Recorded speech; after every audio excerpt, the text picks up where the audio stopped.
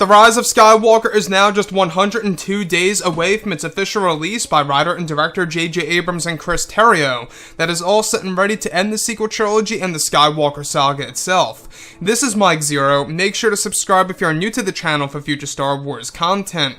Now, what's really exciting about Episode 9 is that we do know that this film, at the end of the day, is going to be a revelation movie with tons of different twists and turns that's truly going to change how we view the past 8 Star Wars movies in the Skywalker saga, which really is a big deal to, of course, not just the Star Wars community, but of course to how the characters will be utilized in this film that will drop this December of 2019.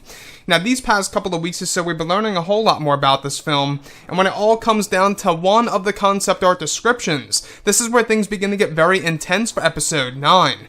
Now, specifically, shot descriptions consisting of a sequence where it's explained that both Rey and Kylo Ren are fighting Palpatine in a strange environment, where it's explained that they are all engaging in a lightsaber duel, where one of the scenes is said to involve Rey, Kylo, and Sidious locking blades together where the environment around them begins to shift and change to the world of Mustafar. It's said that as this happens, a large volcano is seen in the background, with spewing lava where Vader's castle is said to be seen in the distance.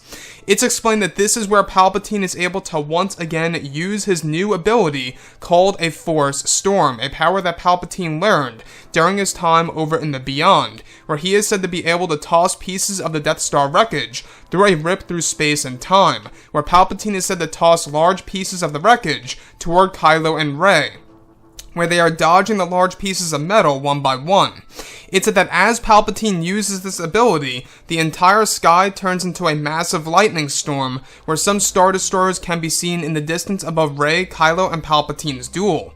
So let's go over a couple of parts about this. Now, this most certainly has something to do with the flash fights in Episode 9. In case you guys are completely unaware, the flash fights really are going to be a big part of Episode 9 in the second and third acts of this movie. Now, in this particular scenario, we have both Rey, Palpatine, and Sidious fighting each other to the death and using these new and different powers, where Palpatine is able to use a thing called a Force Storm. Now, in case you guys are completely unfamiliar with Force Storms, this was used by Palpatine in Star Wars Legends, specifically in the Dark Empire comic. I don't know if you guys remember, but back in the mid to late 1990s, we had the Dark Empire comic line, where Palpatine was able to use an ability called a Force Storm that literally tears a hole through space and time. Now, as Palpatine is said to use this ability, it interrupts the flash fight between both Rey, Kylo, and Sidious, where Palpatine, while they're actually on the world of Mustafar, he's able to toss pieces of the Death Star wreckage through a hole of space and time. And that to me sounds like something that J.J. Abrams would do, because we do know that J.J. Abrams loves to really explore the idea of time travel and alternate realities and all these different wild and crazy ideas. Now, with that being said, the Vader castle being a part of this particular scene most likely connects to the scene that we went over a couple of months ago of the set piece that was being constructed over at Pinewood of Vader's Mustafar castle being a part of one of the lightsaber sequences. In fact, if you guys go ahead and look at the art of the Rise of Skywalker cover, you will see that Rey is indeed on the world of Mustafar. Very intriguing indeed.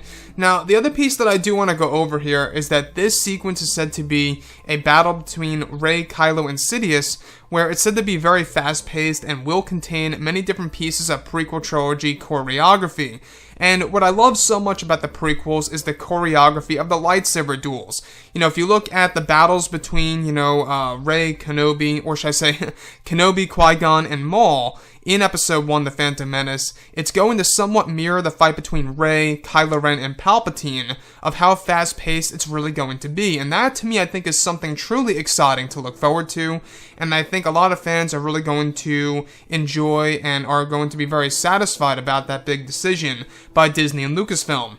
Now, the other thing that I do want to go over is the Force Storm. Now, the Force Storm is said to create a large lightning storm in the sky, where some Star Destroyers are said to be seen in the distance. Now, this could also very well connect to what we saw in the most recent teaser trailer of Episode 9, where we do see the new Sith Empire, the brand new Sith fleet that has been in hiding over in the unknown regions for 30 plus years by Palpatine, where they are now set to appear over the battle between both Rey, Palpatine, and Sidious, or should I say Kylo Ren.